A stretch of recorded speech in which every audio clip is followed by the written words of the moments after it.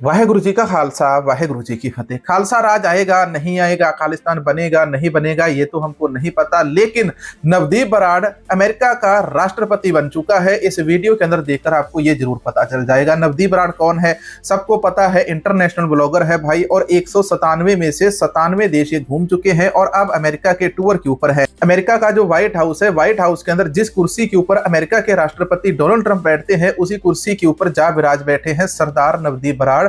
तो सरदार नवदीप बराड़ ने यहाँ पर ये जो डंका बजा दिया है भाई, अंध भक्तों को बहुत ज्यादा चुभ रहा है। पूरे इंटरनेट के ऊपर नवदीप बराड़ की चारों तरफ वाहवाही हो रही है कि वो राष्ट्रपति डोनाल्ड ट्रंप के दफ्तर के अंदर पहुंच गए, उनकी कुर्सी के ऊपर बैठ गए, जहां तक अभी तक की हमारे बड़े बड़े नामचीन लीडर भी इस कुर्सी के ऊपर जाकर नहीं बैठ पाए। तो आखिर इस वीडियो की सच्चाई क्या है, इसके बारे में मैंने सरदार नवदीप बराड़ को उनके इंस्टाग्राम अकाउंट के ऊपर मैसेज किया। अभी तक 2-3 दिनों के अंदर अभी तक तो कोई भी इनका रिप्लाई नहीं है, लेकिन ये जो वीडियो है, वीडियो असली है। सोशल मीडिया के ऊपर भी सभी ने इसको बिल्कुल ओरिजिनल वीडियो कहा है, किसी ने भी इसको एआई जनरेटेड वीडियो नहीं कहा है। आपकी इसके बारे में क्या राय है, कमेंट सेक्शन के अंदर जरूर बताना। लेकिन कनाडा की सबसे बड़ी खबर बताऊंगा, कनाडा ने तो कमाल कर दिया इस बार। यहां पर कहते थे कि प्रवासियों का मुद्दा है कनाडा के अंदर, जो खालिस्तानी लोग हैं, खालिस्तान की डिमांड करते हैं कनाडा के अंदर रहने वाले, तो उनको कहते थे कि ये कनाडा के प्रवासी लोग हैं और कनाडा के अंदर ये जो प्रवासी लोग खालिस्तान की डिमांड करते हैं, इन सबको जेल के अंदर डाल देना चाहिए। अब कनाडा की सरकार ने कह दिया कि नहीं, ये जो यहाँ पर प्रवासी आए हुए हैं, ये प्रवासी नहीं है, ये हमारे देश के नागरिक हैं, और अगर खालिस्तान इनका मसला है तो वो खालिस्तान हमारा भी मसला है। कनाडा की सरकार ने आधिकारिक रूप से ये बयान दे दिया और इसकी खबर देश के नामचीन बड़े न्यूज चैनल के ऊपर चल रही है। देश का सबसे बड़ा नामचीन न्यूज चैनल, इसका नाम मैं आपको बताता हूं, न्यूज 18।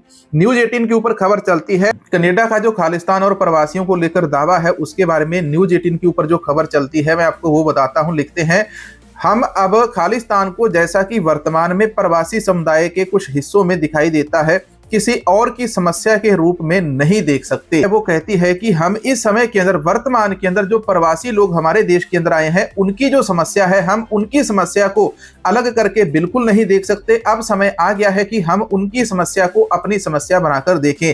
कनाडा की ये बड़ी खबर नहीं है, कनाडा से खबर बड़ी ये आई है कि निज्जर मामले के अंदर जो 3 आतंकवादी गुंडे बदमाशों को वहां पर पकड़ा गया था कनाडा के अंदर, उनको तो सजा होने वाली है, लेकिन जब उनसे पूछताछ हुई, पिछले 4-5 महीनों के अंदर लगातार उनसे जो पूछताछ हुई है कनाडा के अंदर, तो कनाडा के अंदर फिर उन्होंने 4 ऐसे नाम उजागर किए जिनका सीधा सीधा संबंध इधर आकर जुड़ता है। उनका संबंध इधर आकर जुड़ता है। इन्होंने बार बार कनाडा से जानकारी मांगी कि आप हमको जानकारी दीजिए, ये अगले कौन से 4 और नए सीसी आ गए। पहले सीसी 1 था, फिर सीसी 2 था, फिर सीसी 3 था। 3 सीसी पकड़े गए, लेकिन अब 3 के बाद 4 और सीसी नए कनाडा के अंदर सामने आ गए। और कनाडा के अंदर ये जो नए 4 सीसी सामने आए हैं, इन्हीं ने निज्जर को मरवाया और इन्हीं ने बिश्नोई गैंग की सहायता से वहां पर गोलीबारी करवाई। इन्हीं ने कनाडा के अंदर बहुत सारे सिख बिजनेसमैनों को बार बार टारगेट बनाया। कनाडा के अंदर जिस प्रकार की गतिविधियां हमारी जो विदेशी एजेंसियां हैं, हमारी जो सीक्रेट एजेंसियां हैं, कनाडा अमेरिका के अंदर जाकर करती हैं, अमेरिका के अंदर भारत का धुरंधर फेल हो गया।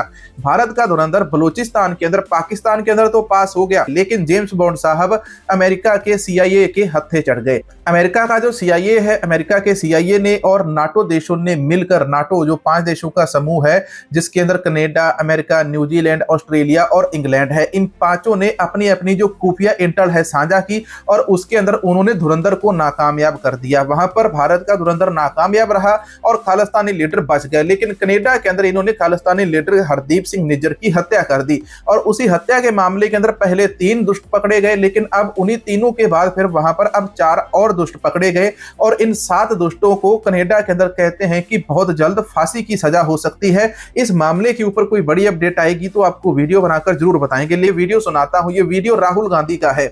हमारे देश के आका ने, हमारे देश के महामानव ने हर एक डील को कहा है कि ये ऐतिहासिक डील हुई है, लेकिन राहुल गांधी ने तो इनको 2 मिनट के अंदर बेनकाब कर दिया। राहुल गांधी का वीडियो सुनो जरा। It is disgraceful. No prime minister has ever done this before. And let me tell you, no prime minister after you is ever going to do it. You've done a trade deal. Now let me tell you what is written about data. Number 1, we give up control over our digital trade rules. Number 2, there is no need for data localization. Number 3, free data flow to the United States. Number 4, limit on digital tax. Number 5, no need to disclose any source code. 20-year free tax holiday What have you done on tariffs? Our tariff has gone up from 3% to 18% and theirs has come down from 16 to 0. US imports to go up from $46 billion to $146 billion. This is absolutely absurd. They have no commitment to us. We have a commitment to them. We are going to add $100 billion a year. We're just standing there like fools. Next, textiles. The United States has reduced Bangladesh's tariff to 0. And our tariff is 18%. What do you expect our textile people to do? They're dead. They're finished. The entire textile industry is gone. Let's talk about energy. Energy security, gone. Now the United States will decide who we buy oil from. Our Prime Minister will not decide. And if India... Rahul Gandhi की ये जो speech है, कितनी धमाकेदार speech है। Parliament के अंदर ये स्पीच है और यहाँ पर मोदी को बिल्कुल इन्होंने धोबी पछाड़ कर दिया और बार बार सीधी बात क्लियर कर दी कि आज तक हमारी जो डील हुई थी, जिस समय सरदार मनमोहन सिंह भारत के प्रधानमंत्री थे, वो अमेरिका के साथ डील करके आए थे तो 0 से लेके 0.3% केवल टैरिफ था। लेकिन प्रधानमंत्री मोदी डील करके आए अमेरिका के साथ और उसको कहते हैं कि हिस्टोरिक, इतनी बड़ी हिस्टोरिक डील हमने अमेरिका के साथ की है और उसके अंदर टैरिफ लगता है 18%। यानी कि मनमोहन सिंह गलत थे और मोदी सही है। मनमोहन सिंह ने देश का नुकसान होने से बचाया और मोदी ने देश का नुकसान करवाया और मोदी सही है और मनमोहन सिंह गलत है। क्या बात है। देखो, इन्हीं अंधभक्तों के इतने ज्यादा चमूने लड़ रहे हैं। जब से नवदीप बराड़ को इन्होंने डोनाल्ड ट्रंप की कुर्सी के ऊपर बैठे हुए देखा है ना, तो वह इनका पिछवाड़ा जल के लाल हो गया। मैं बहुत सारे शब्दों को अपने वीडियोज के अंदर आजकल बदल रहा हूं क्योंकि मेरे को पता है कि भाई सीधी बात कोई सुनता ही नहीं है, हर किसी को उल्टी बात सुननी है, हर किसी को चाहिए, हमको भी पैसा चाहिए, यूट्यूब के ऊपर कोई कमाई नहीं है। सर, आगे बढ़ने से पहले आप सभी को बताना चाहूंगा, आप लोग QR कोड के जरिए हमको जो पेमेंट भेजते हैं, आपकी उस पेमेंट को हम कहां पर उपयोग करते हैं। कहीं ना कहीं पर कोई ना कोई जरूरतमंद व्यक्ति सामने आता है। तो इस बार हमको हमारे गाँव के ग्रंथी सिंह जरूरतमंद दिखाई दिए थे। उनकी हर हफ्ते डायलिसिस होती थी और तकरीबन 3 से 4 हजार रुपए का खर्च होता था। बुजुर्ग हो चुके हैं, कमाई का साधन उनका भी कम होता जा रहा है और ऐसे के अंदर जब उनके पास एक तो उनको पहले हौसला देने वाला होना चाहिए, इसके बाद फिर उनको कोई कहे कि हाँ आपको फाइनेंशियल हेल्प मिल जाएगी, तो इतने में ही बहुत बड़ी बात हो जाती है। और ऐसे के अंदर इस बार हमने उनकी मदद की और इसकी जो रसीद है आप यहाँ स्क्रीन के ऊपर देख सकते हैं। आप लोगों ने पिछले 3 से 4 महीनों के अंदर जितना भी QR कोड के जरिए हमको पेमेंट भेजी है, उसमें से अधिकतर जो पेमेंट है हमने इधर ग्रंथी सिंह जी की मदद करने के लिए, जो कि हर हफ्ते डायलिसिस करवाते हैं। कल हमने इनका हॉस्पिटल का बिल भर के इनकी मदद कर दी है। इसके अलावा जिन भाइयों ने हमारे चैनल को QR कोड के जरिए सपोर्ट भेजा है, इनका भी आपको नाम बताते हैं। सरदार स्वर्ण सिंह सूरी, इन्होंने कल भेजा था। सरदार हरजीत सिंह जी, इन्होंने परसों QR कोड के जरिए सपोर्ट भेजा था और सरदार गुरजीत सिंह जी, इन्होंने भी परसों भेजा था। कई भाइयों के नाम बार बार मैं यहाँ पर रिपीट कर देता हूँ, लेकिन अब मैंने आप सभी से एक छोटा सा वीडियो छुपा कर रखा था। इंपॉर्टेंट खबर और जानकारी बताने वाला हूँ। ये सबसे इंपॉर्टेंट खबर और जानकारी हमारी आती है AI समिट के साथ जुड़ी हुई। AI समिट के अंदर भारत की बहुत ज्यादा बेइज्जती हुई। बेइज्जती इसलिए हुई क्योंकि हमने चाइना से नकली चीजें मंगवाई, लेकिन ऐसे के अंदर एक TEDx स्पीकर का नाम सामने आता है। रणवीर सचदेवा है, जो TEDx के सबसे छोटी उम्र के स्पीकर हैं और इस AI समिट के अंदर भी इन्होंने स्पीकर का काम बखूबी निभाया। रणवीर सचदेवा, जिस समय इनकी उम्र 4 साल की थी, उस समय इन्होंने नासा के लिए एक ऐसी गैजेट बनाई थी जिसके ऊपर हमने अपना एक स्पेशल वीडियो बनाया था और उस वीडियो को लाखों लोगों ने देखा था। है कि 4 साल की उम्र के अंदर इन्होंने नासा के लिए एक ऐसा डिवाइस बनाया था जिसको नासा ने अपनी वेबसाइट के ऊपर पोस्ट किया हुआ था।